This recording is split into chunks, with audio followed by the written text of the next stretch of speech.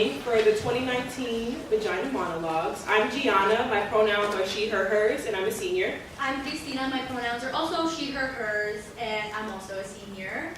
And just a brief introduction to the Vagina Monologues. It was written what seems like a super long time ago by this white woman named Eve Ensler, and it was really revolutionary for the time.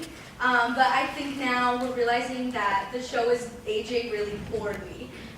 So we decided to make some big changes to the script and the casting. And maybe Gianna will tell us a little more about the casting. Yeah, so, I mean, as y'all can see, our cast is all folks of color.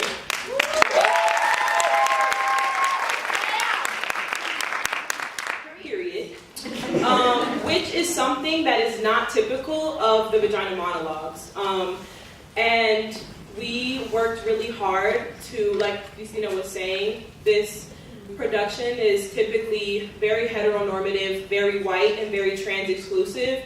And we did everything to make sure that wasn't the case this year. So yeah. Yeah, I mean, if we could briefly introduce the cast to you, because every single year that we raised complaints as to why the Vagina Monologues was so white, they said it was just really hard to get us here. And it's not. Yeah, folks have said in the past, like, you know, it's really hard to get women of color, or like folks of color to show up, like to audition to this, or it's really hard to have this not be a white woman dominated space, but like, that's what we did, period. It wasn't hard at all. Right. So yeah, so quick, we're just gonna introduce our cast if y'all wanna like stand up as I say your name. So first over here is Paula. We have Taylor, she, her, hers. Michaela, she, her, hers. Taya, she, her, hers. And Asia, she, her, hers. And next we have David Street, she, her, hers. Angelica, Michael, they, them, theirs. And Miss Ashley Parker. So again, we're going to get started. Thank you all for coming. We hope you enjoy. Yeah, we hope so.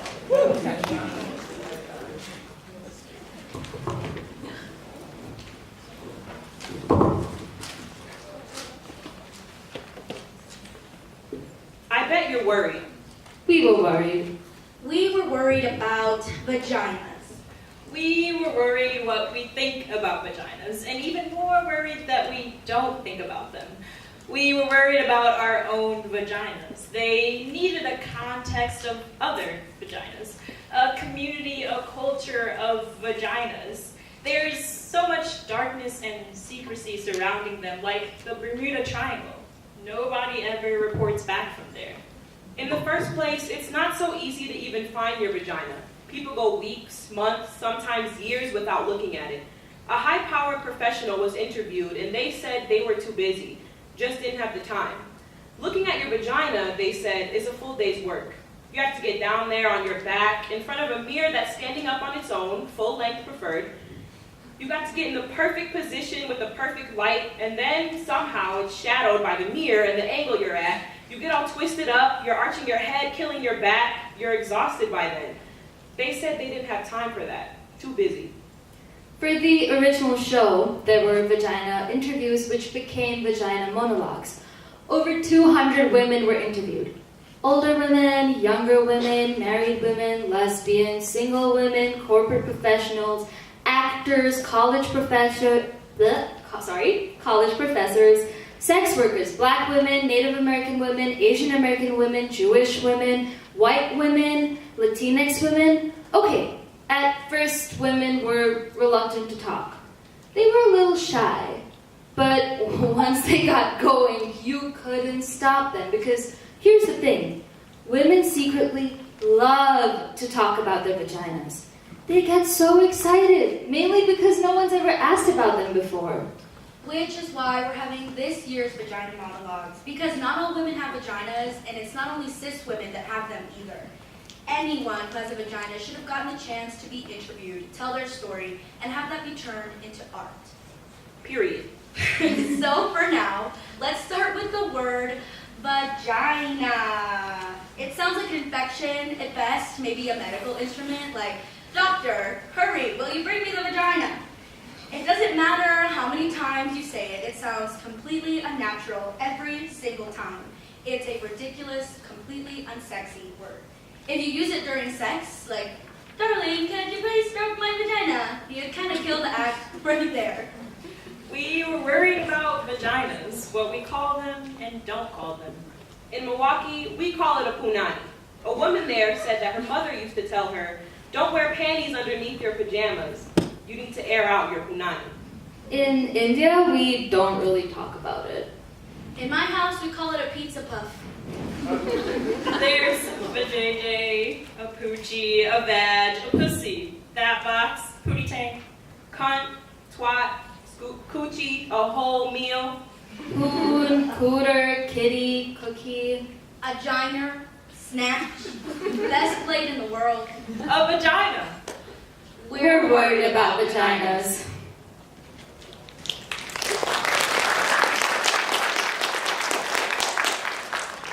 So,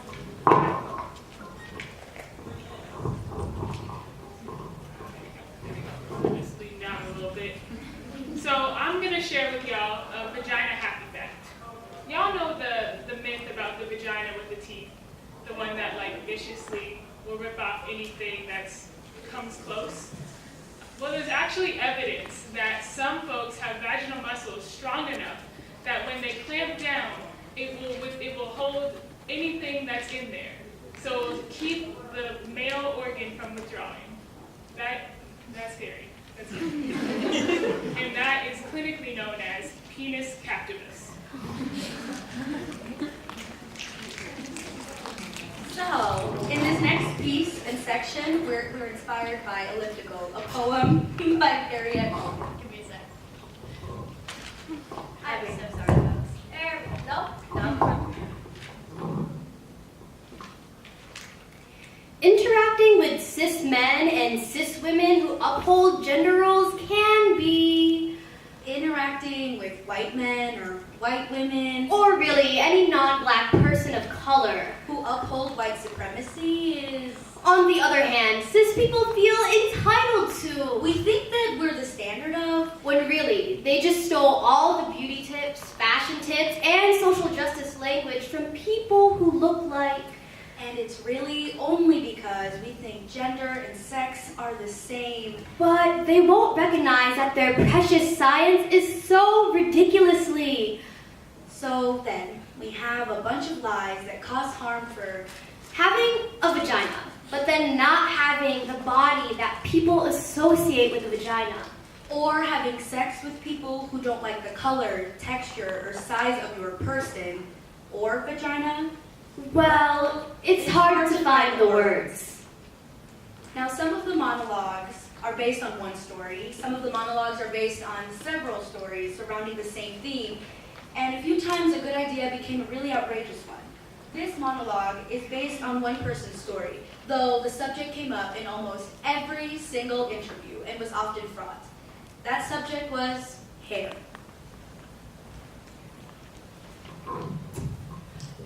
You cannot love a vagina unless you love hair. And many people do not love hair. My first and only partner hated hair. They said it was cluttered and dirty. So they made me shave my vagina. It looked puffy and exposed and like a little girl. This excited them. When we made love, my vagina felt like the way a beard must feel. It felt good to rub, but painful, like scratching a mosquito bite. It felt like it was on fire, and there were screaming red bumps. I refused to shave it again. Then my partner had an affair. When we went to marital therapy, they said they screwed around because I couldn't please them sexually, aka I wouldn't shave my vagina. The therapist gasped between sentences, to show her empathy. She asked me why I didn't want to please my partner. I told her I thought it was weird. I felt little when my hair was gone down there, and I couldn't help talking in a baby voice, and the skin got irritated, and even calamine lotion wouldn't help. She told me marriage is a compromise. I asked her if shaving my vagina would stop them from screwing around. I asked her if she had many cases like this before. She said questions diluted the process. I needed to jump in, and she was sure this was a good beginning. So this time, when we got home, my partner got to shave my vagina. It was like a therapy bonus prize. They clipped it a few times, and there was a little blood in the bathtub. They didn't even notice because they were so happy shaving me. Then later, when my partner was pressed up against me, I could feel their spiky sharpness sticking into me, my naked, puffy vagina. There was no protection. There was no fluff. I realized then that hair is there for a reason. It's the leaf around the flower, the lawn around the house. And you have to love hair in order to love the vagina. You can't pick and choose the parts that you want. And besides, my partner never stopped screwing around anyway.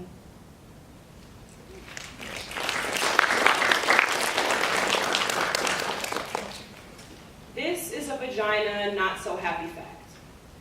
Women are not the only ones who have vaginas.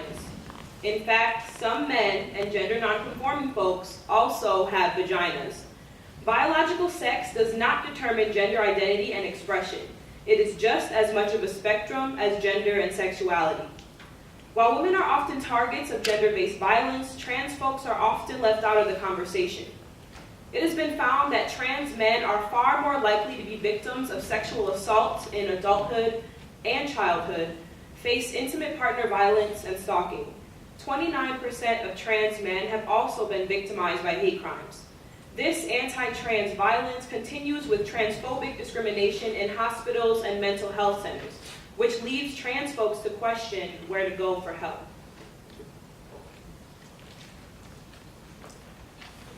So, a vagina is just that. It's a vagina. It doesn't have to be a flower, define you, be the essence of who you are. We live outside of having one, and we're not better because we have one. A vagina is just that, a vagina. And I didn't always know that. I learned that in the Vagina Workshop. I learned this from a person who runs the Vagina Workshop, who believes in vaginas, who really sees vaginas, and who helps other people see their own vaginas by seeing other vaginas. In the first session, the instructor who runs the Vagina Workshop asked us to draw a picture of our own unique, beautiful, fabulous vagina. That's what they called it. The instructor wanted us to know what our own vagina looked like to us. Someone who was pregnant drew a big red mouth, screaming with coins coming out of it. The black dot, or I drew a huge black dot with the squiggly line around it. The black dot was equal to a black hole in space, and the squiggly lines were meant to be people or things or just basic atoms that got lost in there. I'd always thought of my vagina as an anatomical vacuum, randomly sucking up particles and objects from the surrounding environment. I did not think of my vagina in practical or biological terms. I did not, for example, see it as something attached to me. In the workshop, we were asked to look at our vaginas with hand mirrors. And then, after careful examination, we were to verbally report to the group what we saw. I must tell you, up until this point, everything I knew about my vagina was based on hearsay or invention. I had never really seen the thing. It had never occurred to me to look at it. My vagina existed for me on some abstract plane. It seemed so reductive and awkward looking at it. It reminded me of how early astronomers must have felt with their primitive telescopes. I found it quite unsettling at first, my vagina. Like the first time you see a fish cut open and you discover this whole other bloody complex world inside, right under the skin. It was so raw, so red, so fresh, and The thing that surprised me the most was all the layers. Layers inside layers, opening up into more layers. My vagina amazed me. I couldn't speak when it came my turn in the workshop. I was speechless. I had awakened to what the person who ran the workshop called vaginal wonder. I just wanted to lay there on my mat, my legs spread, examining my vagina forever. It was funny, very funny. It made me laugh, and it could hide and seek and open and close. Then the instructor who ran the workshop asked how many people in the workshop had had orgasms. 2 queer people tentatively raised their hands. The rest of the room was filled with hetero silence. I didn't raise my hand, but I had had orgasms. I didn't raise my hand because they were accidental orgasms. They happened to me. They happened in my dreams, and I would wake in a cold sweat. They happened a lot in water, actually, mostly in the bath. Once in Lake Michigan. They happened during earthquakes, on bicycles, sometimes on the treadmill at the gym. I did not raise my hand because although I had had orgasms, I didn't know how to make one happen. I thought this was a mystical, magical thing. I didn't want to interfere. It felt wrong getting involved, contrived, manipulative. It felt Hollywood. The surprise would be gone, and so would the mystery. The problem, of course, was that the surprise had been gone for 2 years. I hadn't had a magical accidental orgasm in a long time, and I was frantic. That's why I was here, at the Vagina Workshop. And then the moment had arrived that I both dreaded and longed for. The instructor asked us to take out our hand mirrors again and to see if we could locate our clitoris. We were there, the group of us, on our backs, on our mats, searching for our spots. And I don't know why, but I started crying. Maybe it was sheer embarrassment. Maybe it was knowing that I had to give up the fantasy, the enormous, life-consuming fantasy that someone or something was going to do this for me. The fantasy that someone was coming to lead my life, to choose direction, and to give me orgasms. I could feel the panic coming. The simultaneous fear and realization that I had avoided finding my clitoris, had rationalized it as mainstream and consumerist because I was, in fact, terrified that I did not have a clitoris, terrified that I was one of those constitutionally incapables, one of those frigid, dead, shut down, dry, apricot-tasting, bitter. Oh my God. I lay there with my mirror, looking for my spot, reaching with my fingers, and all I could think about was that time when I was 10 and lost my gold ring with an emerald in the lake. How I kept diving over and over to the bottom of the lake, running my hands over stones and fish and bottle caps and slimy stuff, but never my ring. The panic I felt. I knew I'd be punished. The instructor saw my insane scrambling, sweating, and heavy breathing. They came over. I told them, it's gone. It's gone. I've lost my clitoris. I shouldn't have worn it swimming. They calmly stroked my forehead and told me my clitoris was not something I could lose. It was there, only if I wanted it to be. It was both the doorbell to my house and the house itself. I didn't have to find it. I had to absorb it. Absorb it. Absorb my clitoris. I lay back and closed my eyes. I put the mirror down and I watched myself floating above myself. I watched as I slowly began to approach myself and re-enter. It felt like an astronaut re-entering the surface of the earth. It was very quiet, this re-entry, quiet and gentle. I bounced and landed and bounced. I came into my own muscles and blood and cells, and then I slid into my vagina. It was suddenly easy, and I fit. I was all warm and pulsing and ready and young and alive, and then without looking, with my eyes still closed, I put my finger on what had suddenly become me. There was a little quivering at first, which urged me to stay. Then the quivering became a quake, an eruption, the layers dividing and subdividing.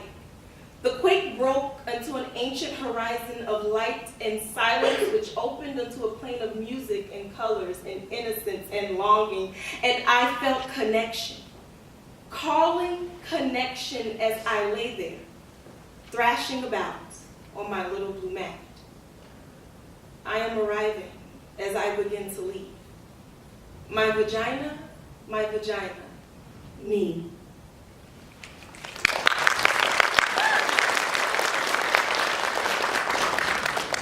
This is a vagina not so happy fact. Women living on native land are murdered at a rate 10 times that of the national average. There are currently 506 missing and murdered Indigenous women across 71 cities. In 2016 alone, there are 5,712 reports of missing Indigenous women and girls.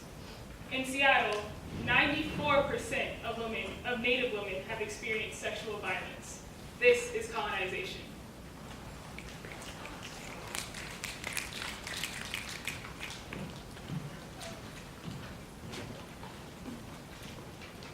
My vagina is angry. It is. It's pissed off. My vagina is furious and it needs to talk. It needs to talk about all this shit. And it needs to talk to you. I mean, what's the deal? An army of people out there thinking of ways to torture my poor ass, gentle, loving vagina, spending their days constructing psycho products and nasty ideas under my pussy? Nah, vagina motherfuckers. All this shit they constantly trying to shove us up, clean us up, stuff us up, make it go away. Well, my vagina's not going away. It's pissed off and it's staying right here. Like tampons, what the hell is that? A dry water fucking cotton stuffed up there? Why couldn't they finally find a way to lubricate the tampon? As soon as my vagina sees it, it goes into shock. It closes up. It says forget it. So work with my vagina, introduce it to things, prepare the way. That's what foreplay is all about. You gotta convince my vagina, seduce my vagina, engage my vagina's trust. And you can't do that with a dry water fucking cotton. Stop shoving things up me. Stop shoving and stop cleaning it up. My vagina doesn't need to be cleaned up. It smells good already. And don't try to decorate.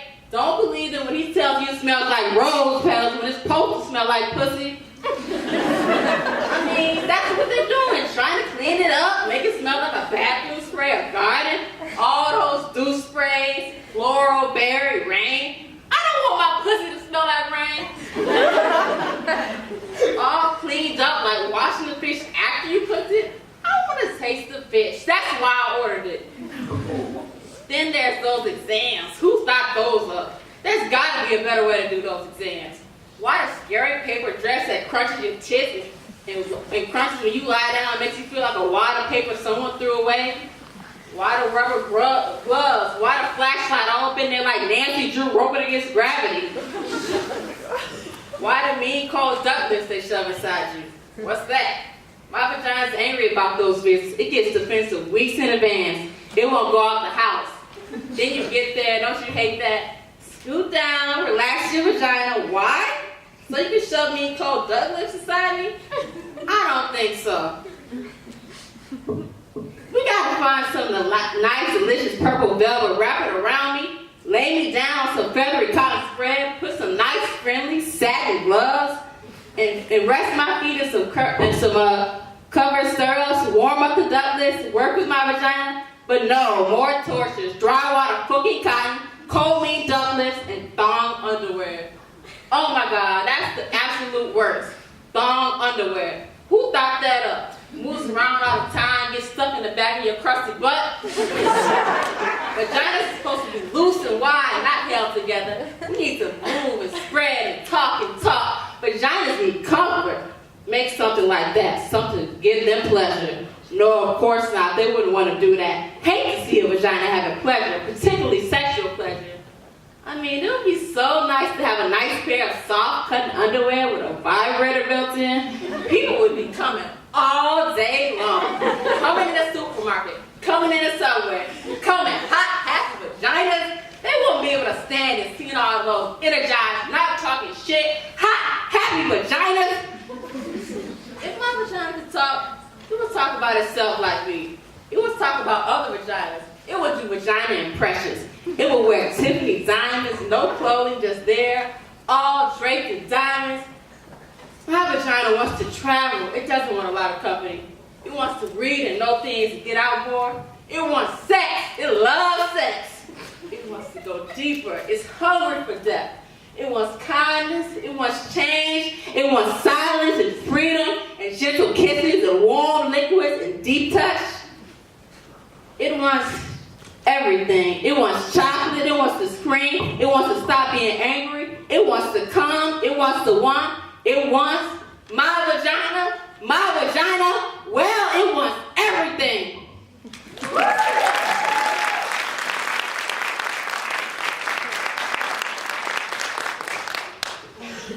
This next piece is an original written by our very own Angelica Jelly Parker, a third-year student here at Loyola. While the language reflects the cisgender and heterosexual experience, Angelica wanted to highlight the intense pressure she feels those who hold vaginas are put under to please their significant other. Personally, like most of us I would assume, she's not here for men.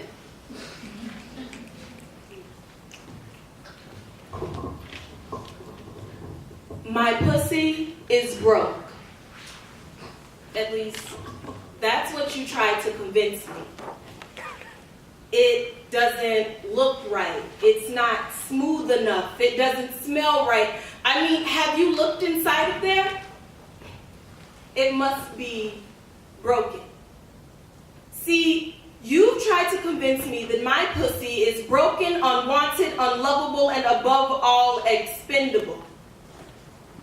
You never took the time to get to know her. Moving along to the next once things got too complicated. But you see, my pussy is not ordinary. She is complex. She is not yours. You ran because I was unwilling to fix something I never saw to be broken. And not that I really cared, but you left me curious as to why this pussy in particular left you shooken. Did she offend you? Does the musk of my vagina offend you? Strong, bold. Definitely not the bland, compliant dish you were expecting, huh? Was she too scary?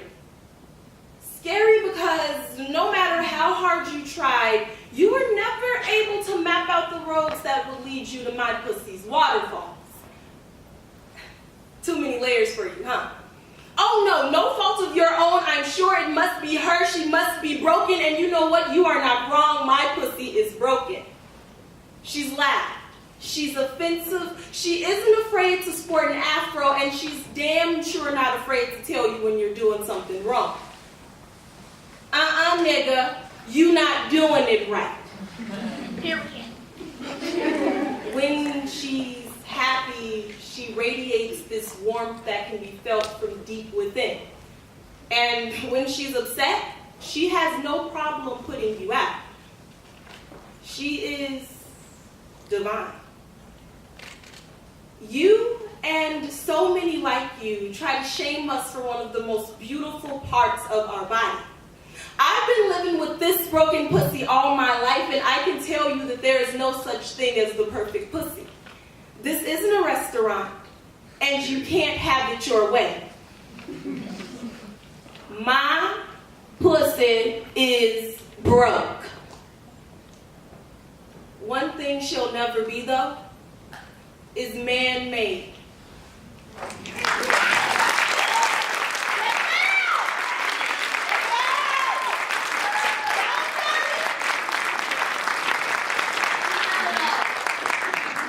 Now, Michaela, for the second of our original pieces, is a second-year student here at Loyola. This is the first time that she's ever performed this piece, and it's about an especially particularly difficult time in her life.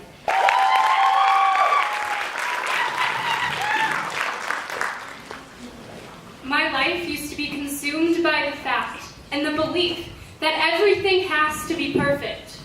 Every word, every line, every curve, everything has to be perfect. I was obsessed with the idea of perfect girls. Perfect girls who have shiny hair, clear skin, soothing voices. When perfect girls laugh, the room follows suit. When perfect girls cry, everyone rushes to their side. Perfect girls are loved. Perfect girls are worth it. But honestly, I say yeah instead of yes. My voice cracks when I'm nervous. My curls are unruly, and I cry myself to sleep alone in my bed. No one rushes to my side. I grew up in hotels and apartments, and my parents despise each other. I am not a perfect girl. But that night, you looked at me, and you saw an opportunity. You looked at me, and I looked away. I pretended to be shy. After all, you seemed like the perfect guy. I guess that's how you got me.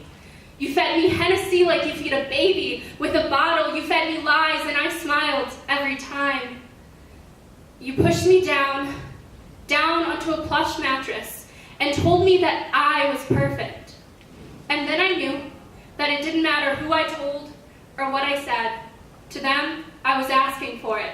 I wanted the attention. I wore a thong, so you did nothing wrong. Let me repeat that. I wore a thong, so you did nothing wrong. I am not a perfect girl. I am broken, I am damaged, and I am me. I am not a perfect girl. I am not a perfect girl. I was just the perfect target.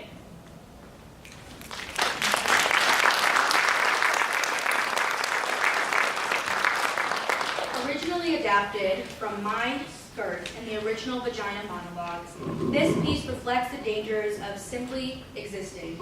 Your clothes don't need to be flashy or promiscuous for you to be put in danger.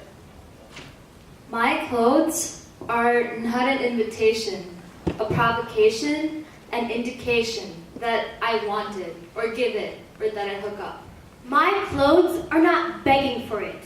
They do not want you to rip them off me or pull anything off or down. My clothes are not a legal reason for raping me. Although it has been before, it will not hold up in the new court. My clothes, believe it or not, have nothing to do with you. My clothes are about discovering the power of my lower calves, my arms, my neck, my stomach. They're about cool autumn air traveling through my pants and sleeves, about allowing everything I see or pass or feel to live inside. My clothes are not proof that I am stupid or undecided or a malleable person. My clothes are my defiance. I will not let you make me afraid. My clothes are not showing off. This is just who I am before you made me cover it, uncover it, or tone it down. Get used to it. My clothes are happiness. I can feel myself on the ground. I am here, and I am hot. My clothes are a liberation, sign of defiance. I declare these streets, any streets, my vagina's country. My clothes are turquoise water with swimming colored fish, a bird calling in the starry dark, a summer festival, a train arriving in a foreign town. My clothes are a wild spin, a full breath, a tiger dip. My clothes are initiation, appreciation, excitation. But mainly my clothes and everything under them is mine. Mine. Mine.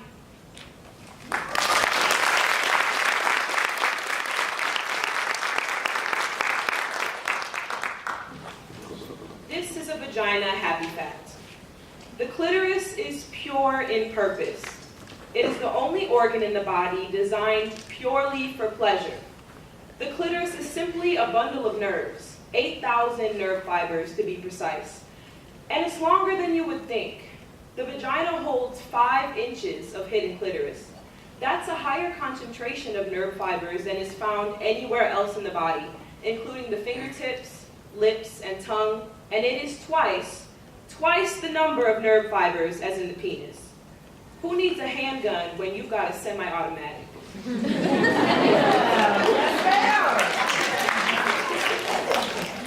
Y'all can keep clapping. I'm just coming up.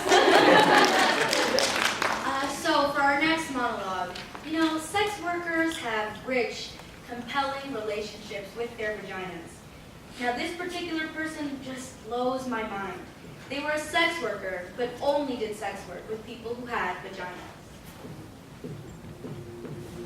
I wanna know what you wanna do. Favorite, was there any rules? I wanna play around. Tell me if you think that you can get down. 'Cause this is what I'm dying for.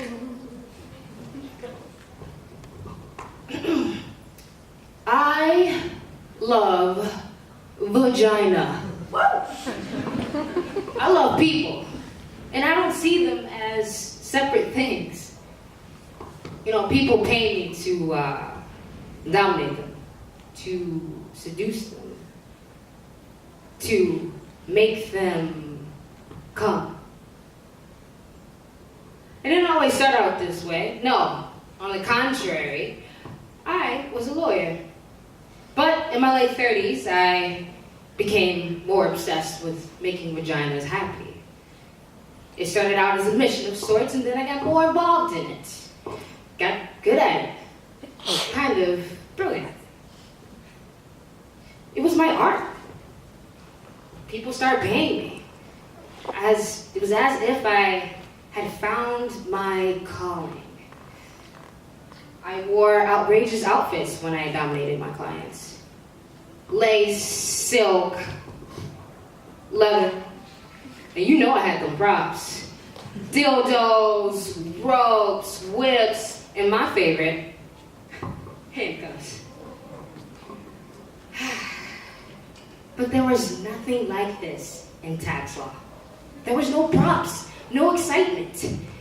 And I hated those blue corporate suits. Although, I did wear it from time to time in my new line of work. They served quite nicely. But there was no wetness. There was no delicious mouths, no erect nipples, but most importantly, there was no moaning. When I was little, I used to see people in these movies making love. They would make these strange, orgasmic sounds, and I used to laugh. I used to get hysterical, because I couldn't believe that anyone can make these big, outrageous, ungoverned sounds. But I longed to moan. So I used to practice in the mirror on the tape recorder, moaning in various keys and various tones. But when I played it back, it sounded fake. It was fake. It wasn't rooted in anything sexual, really, just in my desire to be sexual. But when I was 10, I really had to pee once. It was on a car trip, and it went on for an hour. When I finally got to pee in this dirty little gas station, oh, I moaned. It was so exciting. I moaned as I peed.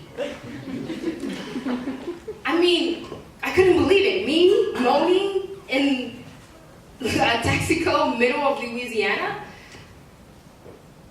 But I realized that moaning was connected with not getting what you want right away, but with putting things off. I became a moaner. But some of them, they made some people feel anxious. Frankly, it terrified them. I was loud. And I guess they couldn't concentrate on what they were doing. They'll lose focus, and then they'll lose everything. I got a reputation in my building. People used to stare at me in contempt in the elevator. They thought I was too intense. Some call me insane. I began to feel bad about my moaning. I made noises in my pillow. I choked my moan, hold it back like a sneeze. I used to get headaches and stress-related disorders. But I discovered women and sexually liberated people. And they loved my moaning. But most importantly, I discovered how deeply excited I got when other people moaned, when I was the reason other people moaned. I made love to quiet people. I found this place inside them, and they shocked themselves when they heard their own moans. I made love to moaners, and they will find a deep, more penetrating moan. It was a kind of a surgery, kind of delicate science. It was finding the right tempo, finding the exact location, the home of the moan. Sometimes I used to sneak up on it, rub it. Sometimes I dominated. It was kind of like, I'm gonna take you someplace. Don't worry, lay back, and enjoy the ride kind of force. And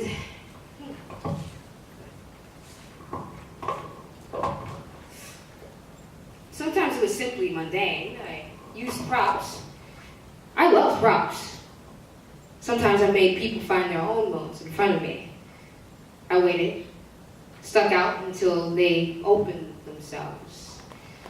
I wasn't fooled by the minor, more obvious moans. No, I pushed them further, all the way into their power moan. So,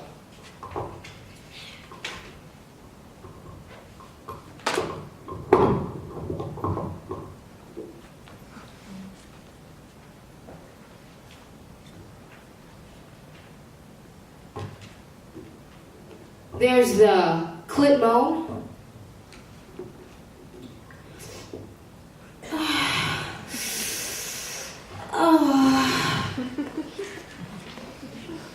The vaginal moan.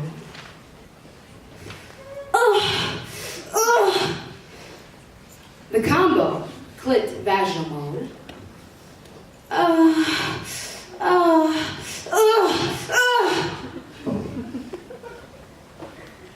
The almost moan.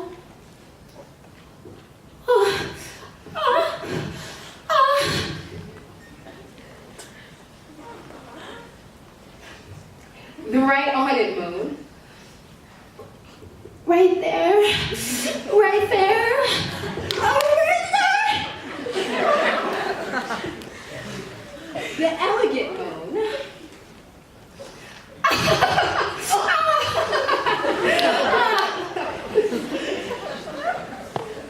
The wasp moan.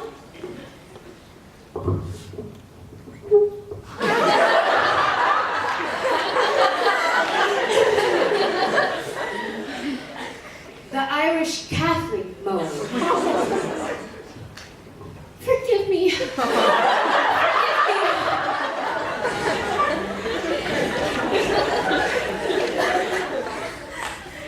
The mountaintop moan. Yadala, yadala.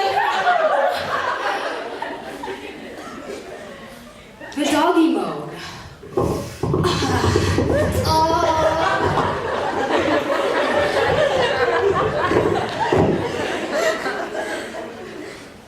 The machine gun moan.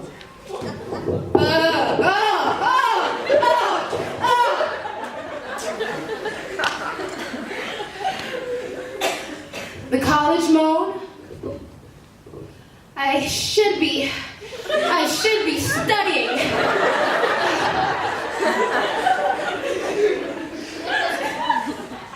Finally, the triple orgasmic moan.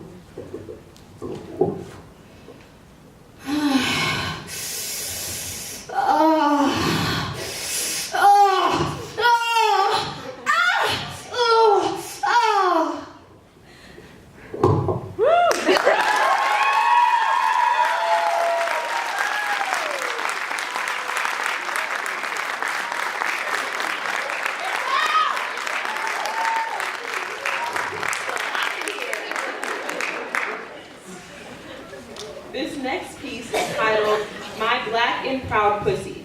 It's an original piece written by Taylor Thomas, a second year here at Loyola. Taylor's goal was to destroy the new era of white feminism and its limited notions of womanhood, which is especially popular here at Loyola. This piece is dedicated to all black women.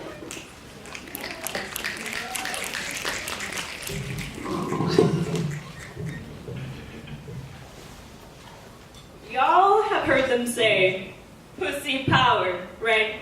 With those pink cat-like hats. Well, little do they recognize that my pussy does not have the same power, the same reputation as said counterparts. You see, my pussy is black and proud. Yet, for some reason, my black and proud pussy is not deemed innocent or pure or worthy of respect. Rather, my pussy is undeniably negatively hypersexualized to a degree in which I cannot seemingly exist without being fetishized in order to please all of anyone's sexual desires, or deemed a hoe, yeah I said it, a hoe, for participating in any sexual activity.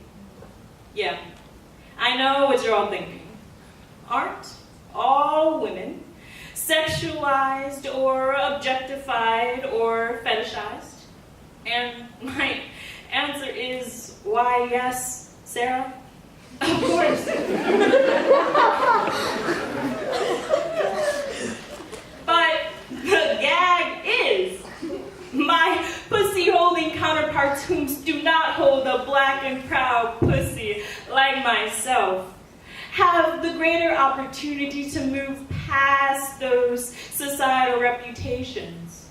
In contrast, my black and proud pussy has had a long history of being the baby mama or the Jezebel in any situation. That sexual being that we've all seen in any form of media.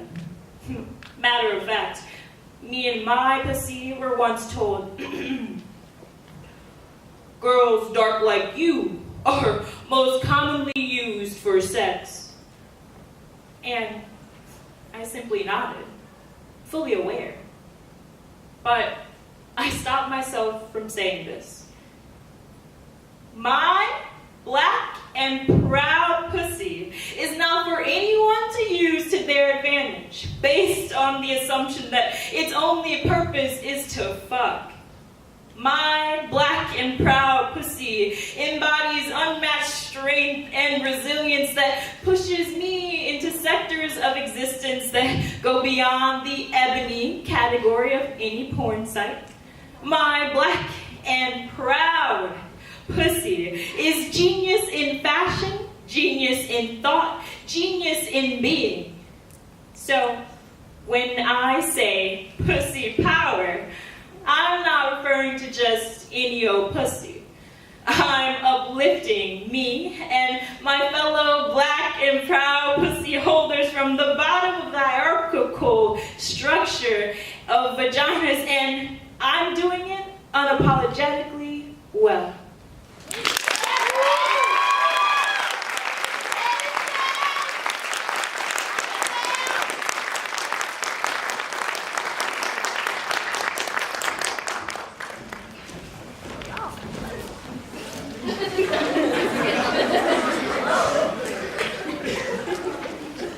This final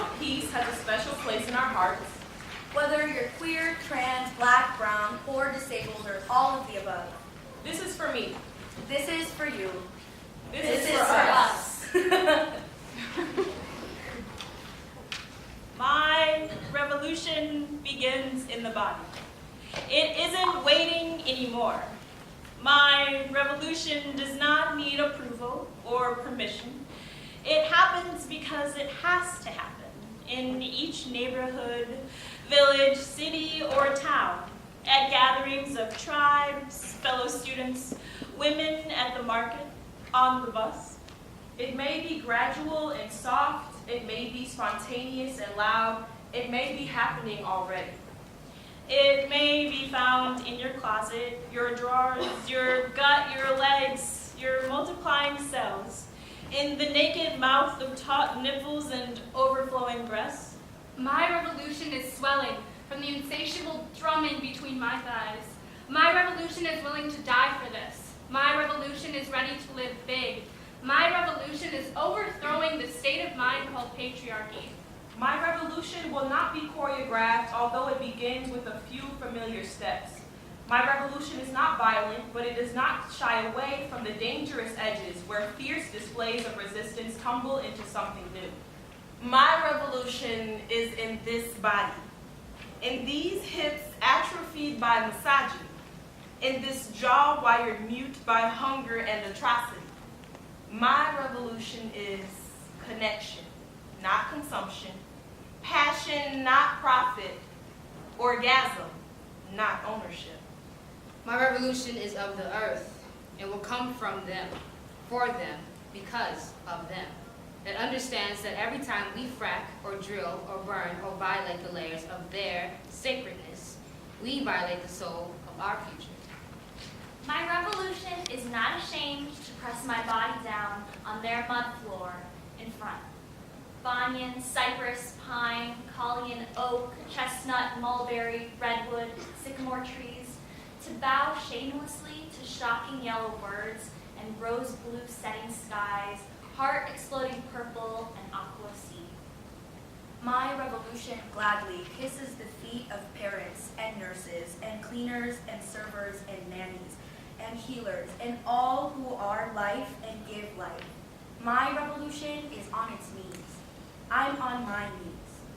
And to those who carry empire-made burdens and traumas in and on our heads and backs and hearts.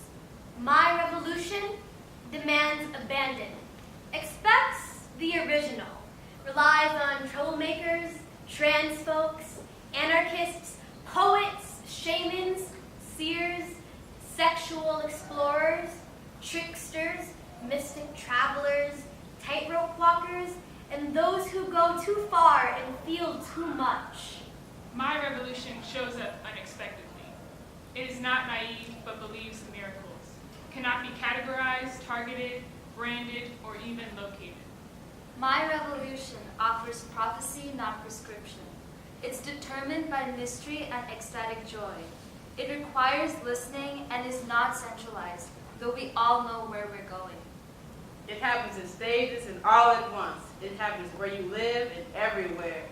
It understands that divisions are diversions. It requires sitting still and staring deep into my eyes. Go ahead. Love.